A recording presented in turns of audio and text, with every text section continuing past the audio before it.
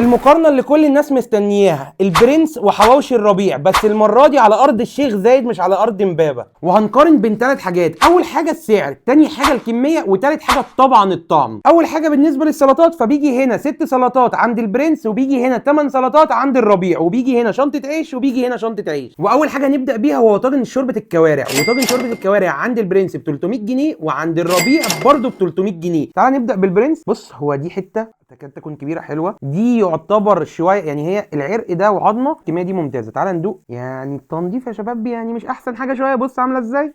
فتعالى نسيب دي، نهتم بالتنظيف شويه. انا عارف ان البرنس لسه فاتح وعنده راش تايم والدنيا خربانه عنده، بس برضه يعني انا في الاخر هاكل، ماليش دعوه بكل الحاجات اللي بتحصل هناك. تعال ندوق. تعال ندوق شوربه جامده قوي قوي قوي. كوارع حلوه، محتاجه تستوي اكتر شويه، هي طريه ودايبه وكل حاجه، بس محتاجه تستوي اكتر شويه، بس الطعم ممتاز. تعال بقى ندوق الربيع، عشان الربيع جايه مخليه يعني فاهم، تاكل على طول، بس الكميه قليله بصراحه، يعني 300 جنيه كميه هنا قليله. تعال ندوق. طيب لو احنا هنتكلم على الكوارع فالاثنين حلوين. البرنس طعم الشوربه بتاعته هاديه شويه، لو انت بتحبش البهارات، هنا في جوز الطيب باينه جدا. كميه الكوارع هنا قليله، كميه الكوارع هنا كتير. انا بالنسبه لي البرنس يكسب، ولكن هل هيفضل كسبان؟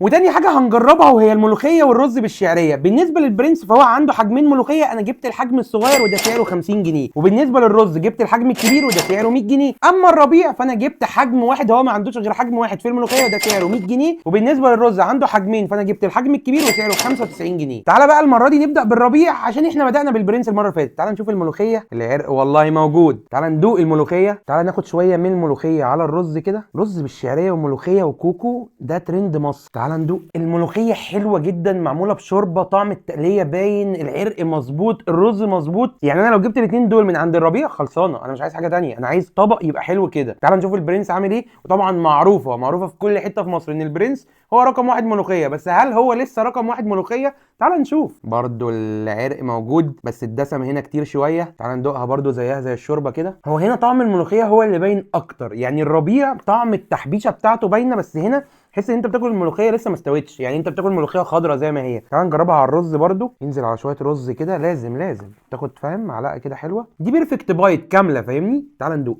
طيب انا بالنسبه لي الربيع هو احسن لي، لان الملوخيه طعمها حلو وشوربتها حلوه، وفي نفس الوقت الطشه بتاعتها جميله وباينه ومش كتيره طاغيه على طعم الملوخيه. البرنس عامل توليفه من ان انت بتاكل ملوخيه اكتر من تتبيله، يعني انت بتاكل ملوخيه بس مفيش طعم شوربه، مفيش طعم التقليه، هو طعم الملوخيه الخضراء ده هو اللي باين. الرزين حلوين قوي والاثنين اسعارهم واحده، ولكن الربيع بالنسبه لي يكسب في الملوخيه اكيد. وهنا بقى يجي الاختلاف، ورقه اللحمه عند البرنس ب 350 جنيه، اما عند الربيع ب 280 جنيه. فرق السعر طبعا رهيب، فلازم تديني كواليتي مختلفه. اول حاجه نبدا بيها وهي ورقه اللحمه بتاعه البرنس. تعال نحط حته كده حلوه، هي التسبيكه باينه قوي ان هي كتيره، يعني بص عامله ازاي، تتبيله حلوه قوي، تتبيله حلوه قوي، بهارات مش كتير قوي، طعم اللحمه باين، طعم البصل باين، الطماطم، التعصيجه. قبل ما ندوق الربيع عايز بس اشيد بحاجه في البرنس. البرنس لسه فاتح، الربيع ستيبل بقاله كتير، البرنس لسه فاتح مطلع الكواليتي دي بصراحه ممتاز. يعني تعالى بقى نشوف الربيع هل هو هيتفوق ورقه اللحمه. برضو نعمل لقمه متكلفه كده، احس الاثنين نفس الكميه مفيش حاجه مختلفه.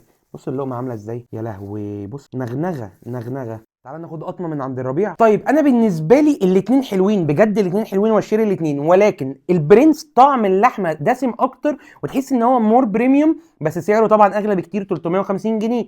انما سعر الربيع اقل شويه، وفي نفس الوقت هو ما بعيدش عن الكواليتي بتاعت البرنس. يعني انا بالعكس، انا بالنسبه لي الربيع بالنسبه لي احسن، سعرها اقل، نفس الكميه، تتبيله افضل بالنسبه لي. فانت على حسب، عايز تدفع اكتر روح يا باشا عند البرنس وخد حته الكواليتي الزياده، عايز تدفع اقل وتاخد كواليتي قريبه جدا روح يا باشا عند الربيع وخد الكواليتي الاقل، بس الطعم هو يعتبر بالنسبه لي. وطبعا البرنس عودنا ان هو لازم يبقى اغلى، فورقه السجق عنده ب 350 والربيع عنده الورقه ب 260، وهي نفس الكميه ونفس الشكل، ده نفس الباكينج يا راجل، ده على فكره الاثنين نفس كل حاجه. تعالى كده ندوق البرنس الاول، بما اننا دقنا المره اللي فاتت الربيع. تعالى ندوق السجق الاول لوحده من غير البابا غنوج. تعالى ندوق السجق. هنا حلو جدا جدا جدا، تتبيله هنا قليله، وانا متوقع هنا هيبقى ايه الدنيا، بس هندوق ونعرف. سجق نضيف قوي، بريميوم قوي، طعمه حلو، تسبيكه جميله قوي، هو ميكس، هو وجبه، بس 350 جنيه كتير قوي على ورقه سجق. لو انت هتاكلني الشهد مش هيبقى ب 350 جنيه. تعالى بقى ندوق الربيع. انا شايف مبدئيا ان الربيع، يعني لو انت خدت بالك هنا معايا سيدي،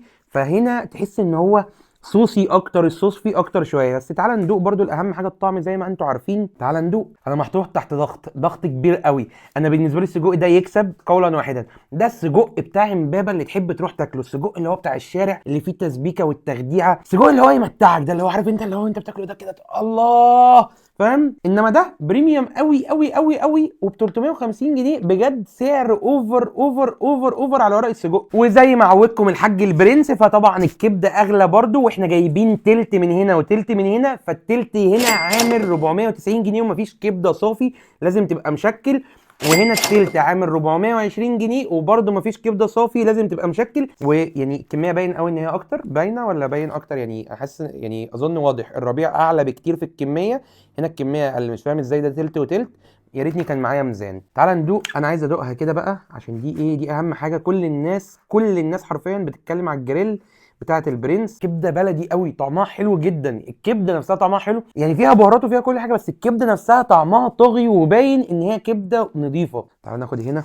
بس ان دايما الربيع لو حد خد باله في صوص اكتر، يعني بص لحظه واحده، يعني بص دايما في صوص اكتر. يعني احنا لما نعمل هنا اهو كده، بص عند البرنس ما تعمل كده تقطيعه هنا محتاجه تصغر شويه. تعال ندوق يا جماعه بعد ما دوقنا الناس اللي ورا الكاميرا، عشان دي كانت محيره ليا بجد. انا شايف ان الاثنين واحد، والناس قالوا نفس الكلام الاثنين واحد، ولكن الربيع تتبيلته اعلى، في سنه ليمون باينه، طعم البروتين في الاثنين واحد، كواليتي بتاعته واحد بصراحه، حلوه قوي قوي قوي قوي، بلدي جدا. بس هنا تتبيله اكتر عند الربيع والليمون والحاجات دي، هنا تتبيله اقل، مفيش تحبيشه اللي هي مشطشطه عند الربيع دي، ولكن الاثنين حلوين. فانا بالنسبه لي مش عايز ادي بوينت هنا او بوينت هنا عشان ما حدش يبقى فاهم عارف انت كسب في دي، فاهمني؟ لان الاثنين حلوين. طيب في الاخر ناكل عند مين؟ انا بالنسبه لي الاثنين جامدين، ولكن الربيع ارخص، ناصر البرنس اعلى. شوف انت بقى مايل لمين، انا شرحت لك كل حاجه، شوف انت مايل من لمين وروح له. الاثنين بجد اقوياء جدا، بيعملوا نفس الحاجه تقريبا، نفس الباكينج، جم في نفس وقت التوصيل، ودي حاجه يعني واضحه جدا.